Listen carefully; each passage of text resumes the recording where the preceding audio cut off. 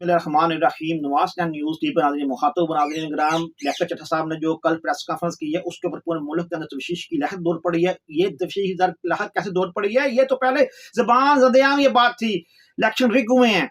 वो ये जो इन्होंने प्रेस कॉन्फ्रेंस की, इन्होंने क्या बात की, क्यों की और इसके पीछे क्या महर्रकात थे, वो उसके ऊपर वो महर्रकात जो जानने हैं वो बात करनी है। और ये प्रेस कॉन्फ्रेंस इतनी खुफिया प्रेस कॉन्फ्रेंस थी, तो इससे पहले किसी को पता नहीं था। ये लियाकत चट्टा साहब ने ये बात करनी है, कमिश्नर साहब ने, लियाकत चट्टा साहब ने ये बात करनी है, उससे पहले किसी को नहीं पता था।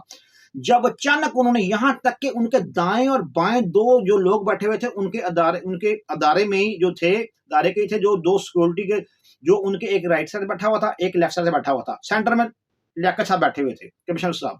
उनको दोनों को भी नहीं पता था। जब उन्होंने प्रेस कॉन्फ्रेंस शुरू करने से पहले उन्होंने कहा मैंने बात अभी एक और करनी है, हालांकि पीएसएल के बारे में जो मैच, क्रिकेट मैच हो रहे हैं, उसकी सिक्योरिटी के बारे में कोई ब्रीफिंग देनी थी, कोई बात करनी थी। प्रेस कॉन्फ्रेंस इसलिए बुलवाई गई थी, ये इसलिए नहीं प्रेस कॉन्फ्रेंस बुलाई गई, प्रेस कॉन्फ्रेंस इसलिए नहीं बुलाई गई थी कि हमने ये इलेक्शन की रिगिंग की बात करनी है। उन्होंने इसलिए बुलवाई थी प्रेस कॉन्फ्रेंस, इसलिए करना चाह रहे थे, लोगों को ये तसव्वुर दे रहे थे मैं जो पीएसएल के जो मैच है मैं उनके बारे में बात करूंगा, सिक्योरिटी वगैरह ये वो जो होती हैं। मगर उन्होंने आके अचानक पता कैसे निकाल दिया, ये बात। यहां तक कि जो उनके राइट साइड बैठा हुआ था उनको पता नहीं था, जो बंदा उसकी लेफ्ट साइड बैठा हुआ था उनको पता नहीं था कि ये चट्टा साहब ने ये बात करनी है, लियाकत कमिश्नर साहब ने ये बात करनी है, उनको भी नहीं पता था। जब उन्होंने ये बात की, जी मैं इससे पहले मैं इससे पहले ये बात करना चाहता हूँ जी, जो मैं अपनी जिंदगी से तंग आ गया था और ये बात की जी, मैं खुदकुशी करने लगा था जी, अगर जी मैं तो मेरे से बड़ा जुर्म, उन्होंने कहा सर्द हो गया जी, मैंने इलेक्शन के अंदर रिगिंग करवाई है जी, मैं रिगिंग का जिम्मेदार हूँ। जब ये बात शुरू करने लगे तो जो दोनों ही उठ गए, जो राइट साइड वाला है वो भी उठ के चला गया, जो लेफ्ट साइड वाला वो भी उठ के चला गया, दोनों उठ के चले गए। जो प्रेस कॉन्फ्रेंस करने के लिए 3 बंदे आए हैं, सेंटर में चट्टा साहब रह गए हैं, बगैर दोनों चले गए हैं। जब दोनों चले गए हैं कि उसके बाद क्या हुआ, उसके बाद ये हुआ जी, उन्होंने कहा जी मैंने जी ये किया जी, मैंने बड़ा ये हो गया जी, मेरे से गलती होगी जी, मेरा ज़मीर मेरा मलामत करता है जी, मुझे ये है तो वो है, सारी बातें करने के बाद, सबको पता जो बातें की हैं, करने के बाद फिर ये बात की जी, मैं चाहता हूं मुझे रावलपिंडी में सजाए मौत सरेआम दी जाए। उस बंदे ने बात की, लियाकत चट्टे ने क्या बात की, मुझे रावलपिंडी में सरेआम सजाए मौत दी जाए, उसने बात की। उसके बाद फिर एक और पॉइंट नोट करो, उसके बाद उसने कहा कि मैं चाहता हूं कि चीफ जस्टिस साहब जो हैं, जस्टिस शाहिद ईसा साहब, उनको भी सजाए मौत दी जाए, और कमिश्नर जो हैं, चीफ कमिश्नर इलेक्शन, उनको भी सजा दी जाए।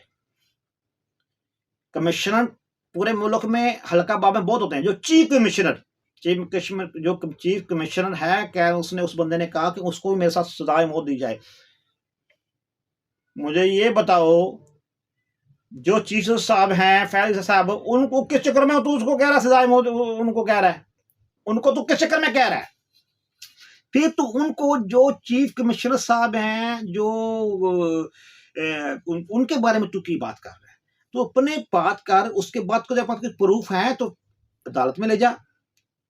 अगर तेरे पास कोई प्रूफ है चीफ कमिश्नर के बारे में जी, इसने ये धांधली खुद करवा रहा था, ये खुद बकौल उसके, अगर उसके पास सबूत है, अगर तेरे पास उसके पास सबूत है, चीफ जस्टिस फैज ईसा साहब के खिलाफ सबूत है, तो चीफ जस्टिस साहब जो फैज ईसा साहब हैं, फैज साहब ने खुद बकायदे खुद मीडिया में कदर टोक की, उन्होंने कहा भी ये इल्जाम लगाना कोई और बात है, प्रूफ लेके आए, बात खुद की है उन्होंने। तो ये बंदे ने क्यों की, मुझे ये बताएं, इस बंदे ने ये बात क्यों की, ये बात के पीछे मरोकात क्या थे, उसको नोट किया जाए। नोट नाज़रीन ग्राम, पॉइंट नोट ये है, पहली बात तो ये है, कुछ लोग कह रहे हैं कि इस बंदे के ऊपर करप्शन के, इसके ऊपर काफ़ी, इसके ऊपर माल के घमंड के इल्ज़ामात थे। फिर कुछ लोग कह रहे हैं कि इसके ऊपर मलक रियाज का भी, मुबैना तौर पे मैं कह रहा हूँ कि इसका उसके ऊपर बड़ा प्रेशर इस पर था। मलक रियाज से इसने बड़ा ही फंड लिया था, ये जो यानी कि जो भी किया था, मलक रियाज से इसके साथ बड़े मरखसात थे, ताल्लुकात थे, एक दोस्ती यारी बड़ी, तो उसके यानी कि उसके कोई फायदा उठाया था उसने, मुबैना तौर पे मैं कह रहा हूँ। उसके बाद नाज़रीन ग्राम ये बात एक हुई कि फिर ये बात सारी क्यों करनी पड़ गई, ये बात इसलिए करनी पड़ गई, मियां नवाज शरीफ ने कहा है कि मैं इलेक्शन नहीं, हम हुकूमत नहीं लेंगे। जब मेरी बात सुन ले, मियाँ नवाज शरीफ साहब ने कहा है कि हमने हुकूमत नहीं लेनी, हम हुकूमत में हम नहीं आएंगे, हम अपोजिशन में बैठेंगे। इवन तमाम पार्टियों के सरबराहान ने इस बात का एहतजाज किया कि भी ये जो है इलेक्शन रिग हुए हैं। अब जो इलेक्शन रिग हुए हैं उसके दौरान जो हुकूमत मियाँ नवाज शरीफ साहब ने कहा मैं हुकूमत नहीं लूँगा, उसके बाद शहबाज शरीफ कहता है मैं हुकूमत लूँगा, और शहबाज शरीफ का रास्ता रोकने के लिए और मुस्लिम लीग नून का रास्ता रोकने के लिए ये प्रेस कॉन्फ्रेंस की गई, प्रेस कॉन्फ्रेंस करवाई गई। इसके पीछे जो लोग थे वो चाहते नहीं थे कि मरियम नवाज पावर में आए। जब मरियम नवाज पंजाब की हुकूमत लेगी, मरियम नवाज पावर में आएगी, तो मरियम नवाज जो है वो उसके मलक रियाज के पीछे ऐसे पड़ जाएगी कि जैसे कोई किसी के पीछे पड़ता है, ये ऐसे पड़ेगी। क्यों कि मरियम नवाज जो है वो चिढ़ खाती है फराह गोगी गैंग से। फराह गोगी का जो सरगुना है वो था मलक रियाज, जिसने कादर यूनिवर्सिटी भी दी इसको, और इसकी जो फराह गोगी और पिंकी के दरमियान जो ममाद जो था दोस्ती थी, उसमें जो ताल्लुकात थे, उसका एक जो इसके जो ऊपर जो फैले खुलेंगी, फैले जो खुलनी है मलक रियाज की फैले, वो उसके ताने बाने फराह गोगी तक भी जाने हैं और पिंकी तक भी जाने हैं। इमरान खान की साबक नहीं, मौजूदा जो अहलिया है, खावर मानका की साबक अहलिया और इमरान खान की मौजूदा अहली बीवी, उसके ऊपर भी ये ताने बाने जाने हैं। तो वो उस पर सारे बात चलनी, इसका रास्ता रोकने के लिए जनरल फैज गैंग जो है, जो फैज गैंग वो और सारे उन्हें मिल मिला के ये इस बात नतीजे पहुंचे कि इलेक्शन को इतना मुतनाज़ा कर दें, इलेक्शन को इतना मुतनाज़ा कर दें कि हर बंदा उंगली उठा दे। या मुल्क में मार्शल लॉ वो कह रहे हैं लगाने के चक्कर में पड़ जाएं या इमरजेंसी लगाने के चक्कर में पड़ जाएं। ये दोनों सूरतों में क्या, मेरी बात सुने, अगर ये जिन्होंने ये हल्ला गुल्ला मचाया हुआ है, मिसाल दे रहा हूं मैं, एक मैं बात कर, अगर जिन्होंने हल्ला गुल्ला मचाया हुआ है, बड़ा शोर गोगा किया हुआ है जी, मुल्क में ये हो गया जी, इलेक्शन मुतनाज़ा हो गया, ये हो गया, वो तो हुआ है, सबको पता है, मगर मुतनाज़ा करने की और कोशिश कर रहे हैं। 92 सीटें लेने के बाद पीटीआई कह रही नहीं है, मैं सबर नहीं आता। चलो ये बात कर लेते हैं, इलेक्शन के अंदर मुल्क के अंदर जी मार्शल लगता है, अगर या अगर मैं बात कर रहा हूँ या इलेक्शन में मुल्क के अंदर मार्शल लगता है या मुल्क के अंदर इमरजेंसी लगती है, एक बात है, इसको किसको फायदा होगा, इसका किसको फायदा होगा? इसका सबसे ज्यादा नुकसान किसका होगा? पीटीआई को होगा, सबसे ज्यादा नुकसान पीटीआई का होगा। जो ऐसे नुकसान उसका होगा कि जो 92 सीटें हैं इसकी पार्टी की वो भी बढ़ जाएंगी, जो इसकी पार्टी की हल्की फुल्की आवाज बुलंद होती है, लोग सुनते हैं, उसके इमरान खान के बयान बाहर आ जाते हैं, किसी के आ जाते हैं, इसकी पार्टी के तर्जुमान के वो भी नून लीग तो चलो छोड़ दो, नून लीग के ऊपर जो केसेस थे, नून लीग के वो केसेस खत्म हो गए हुए हैं।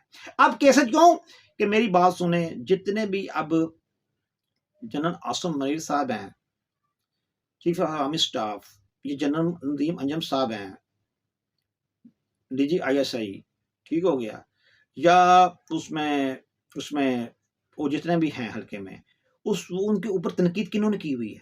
नून लीग की तनकीद तो नहीं की ना, जनरल ना किसी और पार्टी ने तनकीद किया। अभी मौलाना फजलुर रहमान शुरू हुए हैं जो इलेक्शन की वजह से हुए हैं, और जितने भी जीडीए वाले क्यों शुरू हुए हैं? इलेक्शन में जैसे हुए हैं, मुतनाज़ा इलेक्शन में जैसे हुए, क्योंकि उनका मकसद था इलेक्शन में ये धांधली हुई है, वो चाहते हैं इलेक्शन कदम क्या किए जाए। वो तनकीद सबसे ज्यादा किसने की है? वो की पीटीआई ने, कर लो क्यों पांडा, इसका नतीजा भी किसने भुगतना है? पीटीआई ने सबसे ज्यादा।